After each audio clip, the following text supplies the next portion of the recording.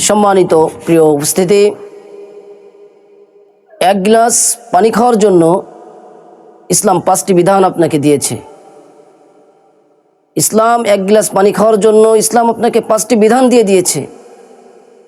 1 number, আপনি এক glass পানি পান করবেন, আপনাকে প্রথমে গ্লাসটি ডান হাত দিয়ে ধরতে হবে। দ্বিতীয়, আপনি এক গ্লাস পানি পান করবেন, আপনাকে বিসমিল্লাহ বলে পানি পান করতে হবে। আপনি এক গ্লাস পানি পান করবেন, আপনাকে বসে পানি পান করতে হবে।